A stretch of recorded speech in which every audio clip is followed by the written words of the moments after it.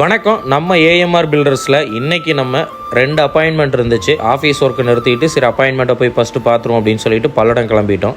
நேராக போயிட்டு அவங்க லேண்டெல்லாம் பார்த்துட்டு வந்துட்டு சார்கிட்டையோ அவங்க அப்பாக்கிட்டே உட்காந்து பேசினோம்.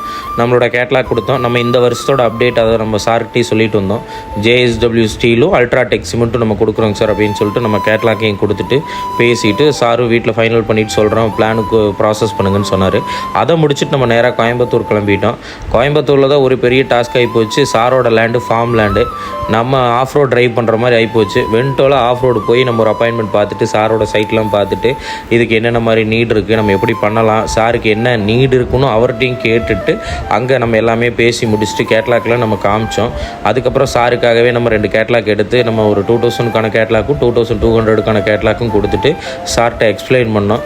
அவர் ஓகே சார் எனக்கு இன்னும் 2 கேட்லாக் கொடுங்கன்னு சொன்னதுனால அவர்கிட்ட மறுபடியும் இன்னும் 2 கேட்லாக்ஸும் கொடுத்துட்டு அங்கேருந்து நம்ம உடனடியாக கிளம்பிட்டோம். எப்படியும் பார்த்தீங்கன்னா மார்னிங் போனோம், திரும்ப வரும்போது நைட்டே ஆயிடுச்சு. பரவாயில்ல, பட் அப்பாயின்மெண்ட்டு கிளியராக முடிஞ்சுது. நெக்ஸ்ட் அப்பாயின்மெண்ட்டில் நான் உங்கள் கூட ஷேர் பண்ணிக்கிறேன். தேங்க்யூ ஃபார் வாட்சிங் ஏஎம்ஆர் பில்டர்ஸ்.